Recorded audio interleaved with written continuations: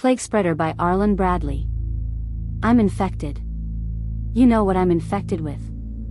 You saw it on the news. The World Health Organization called it a pandemic the other day. I never thought it would infect me. But it did. Now, I don't know what to do. Unlike some people my age, I don't have a salary. I don't have any sick days. I used them all when I sprained my ankle in January. Brett says I need a doctor's note to get paid leave. You know, to make sure I'm not capitalizing on the paranoia to dodge shifts. He doesn't want to set a precedent. Problem is, I can't afford the bill. Sure, it's not a $100K heart attack bill. But $175 for a checkup is almost half a week's pay. I know I need to self-quarantine. But I don't have any savings. I can't pay rent if I don't go out and make rent money. You know what I need to do.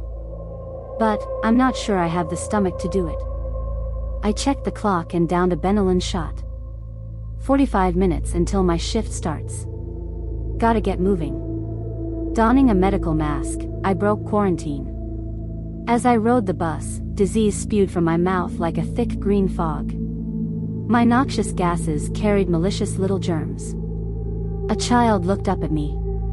Microscopic predators scurried across her skin, into her eyes and mouth. Soon she too leaked green.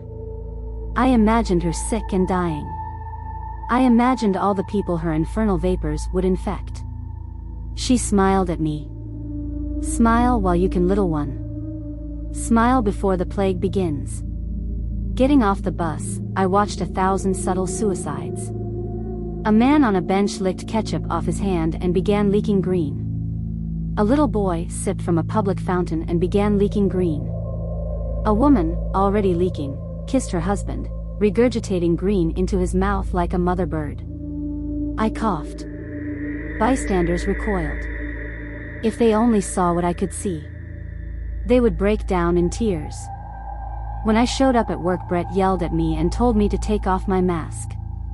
He told me I'm scaring away the customers while spitting leak like a toxic flamethrower. I protested, but he insisted.